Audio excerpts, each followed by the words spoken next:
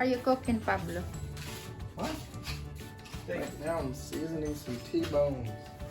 Yeah. Nice. And we got bunch on the tenderloin side. You got a whole lot on the New York strip side. Yeah, there is.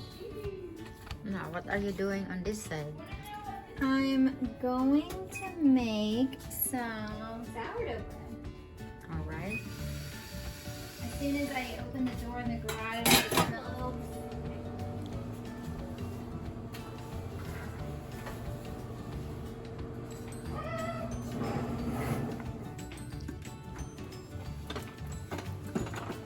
Right now I'm measuring the temperature of the water so that it's not too hot. Mm.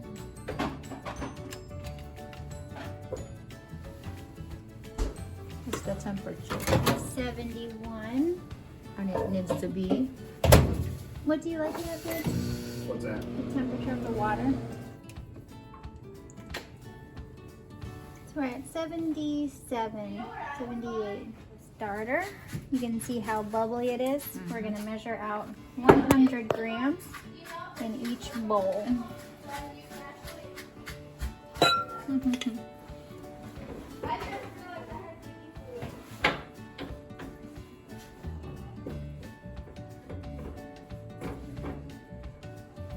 One is getting 375 grams of warm water.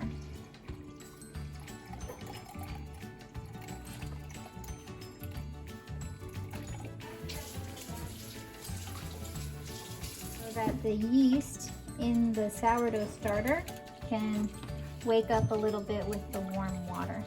You see the bubbles? That's from the yeast.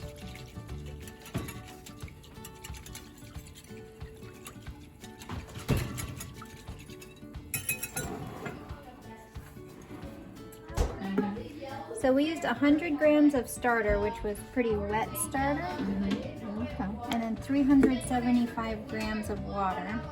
And then we're going to use 500 grams of flour. I have to refill my flour here soon.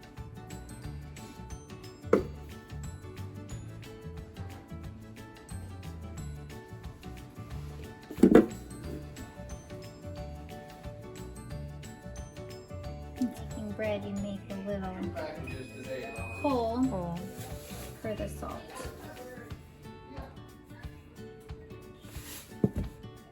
And then this starter, you just leave it there or put it in the refrigerator. Yeah, so I need to finish it, or I need to feed it. I like to mix with a spatula, but you can mix with your hands. So we're just gonna make a dough. You remember you said something about that last night? I didn't think it was going to be an issue. I didn't think that either.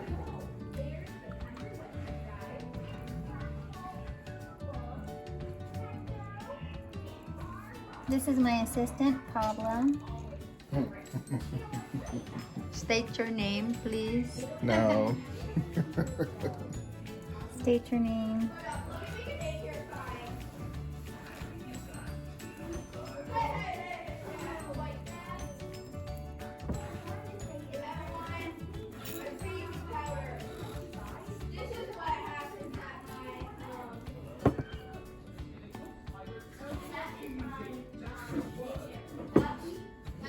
So I'll mix it more with my hands and just. Oh yeah.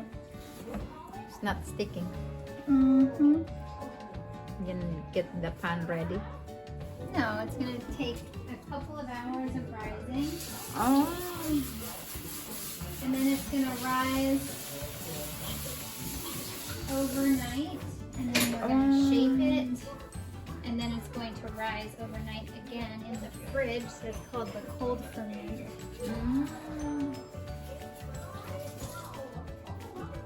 So we're not having bread today. I thought we're having bread today. No, we're not even having bread tomorrow. Oh. You have to make it sour, huh? It's already sour from the starter, Mm-hmm. but this is just to give the yeast time to Rice. eat the flour, yep, and to rise.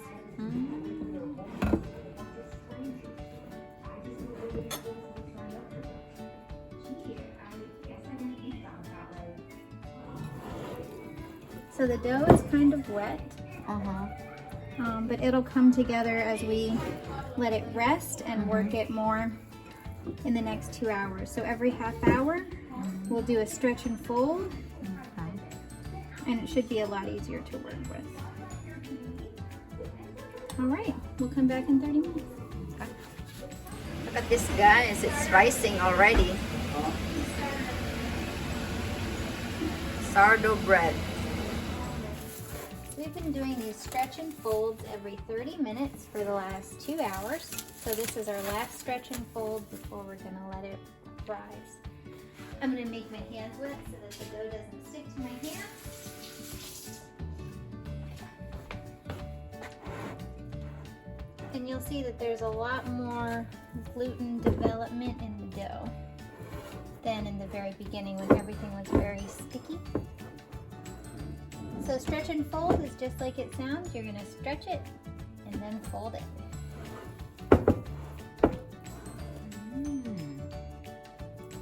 That's how you do it. And that's Stretch. helping to gently build the gluten structure. It's amazing.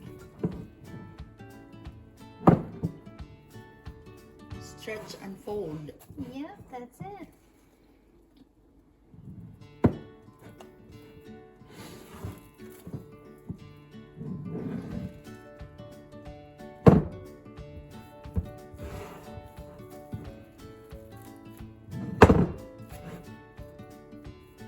All right. Thank you. So we're going to cut this out.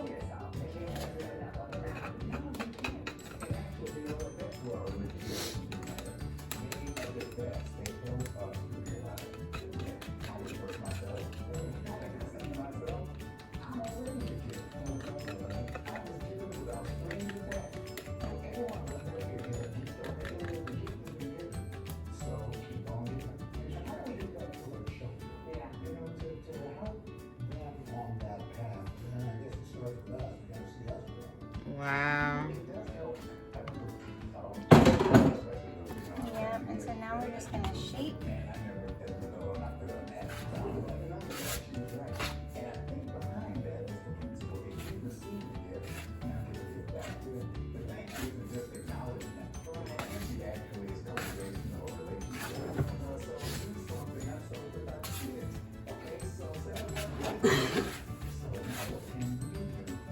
These are just bubbles from the rising of the dough.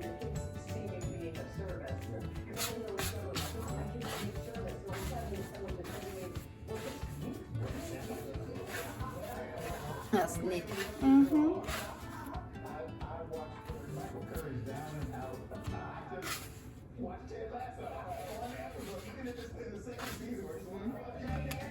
Wow. And it's gonna ferment there until tomorrow.